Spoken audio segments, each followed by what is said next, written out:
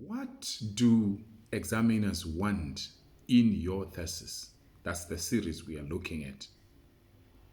I am Dr. Wilbert Mutoko, the Research Mentor Global. In case you're meeting me for the very first time, I've been a researcher and senior lecturer for the past over 12 years now.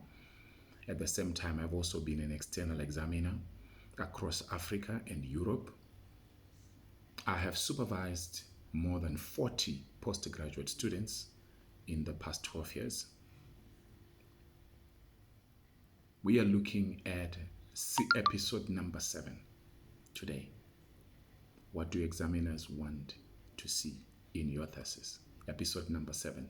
They want to see accurate data and referencing. They want to see that the data that you have put in your thesis is correct, is meaningful, it's correct, and then the referencing is accurate. In many cases, you find that referencing on its own usually contributes about 10% to the total marks.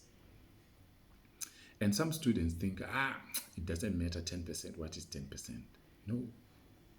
The fact that we are saying it contributes 10%, if you don't reference at all, you have more problems than the 10% you are thinking of.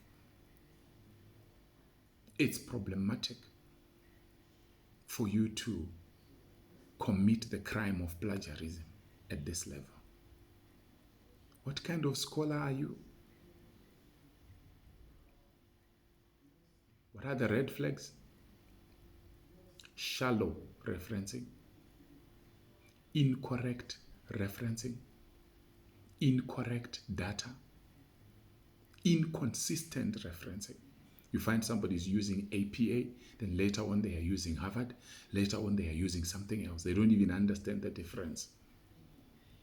It puts off the examiner.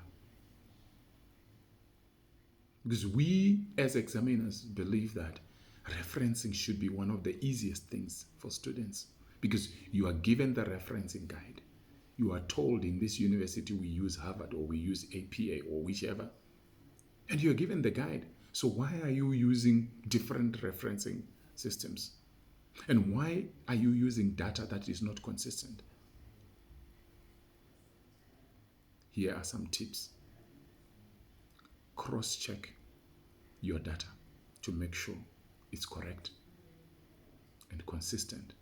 Cross-check also your references.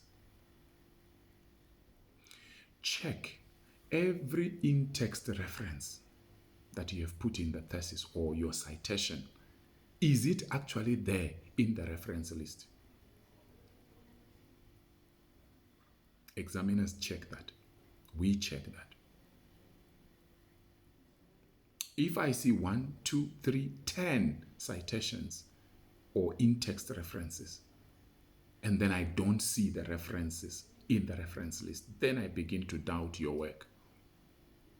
Maybe you just cooked it. Maybe it was AI that wrote for you. So make sure you create time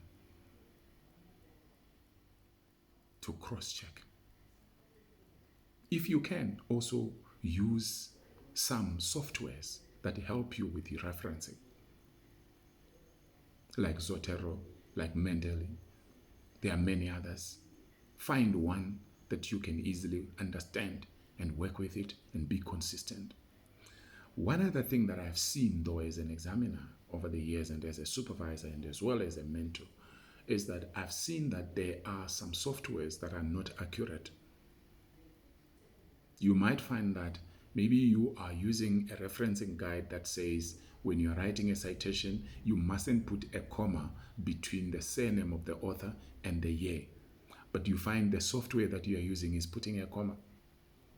So if you use that software, it's your duty to go through all the citations and remove those commas. Don't say, because I use the software, so it's not my fault. No. A software is just a tool.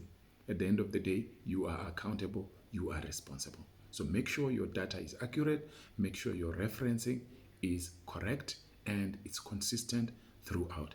And check whether all your citations are also showing in the reference list. And the reference list has to be written accurately as well.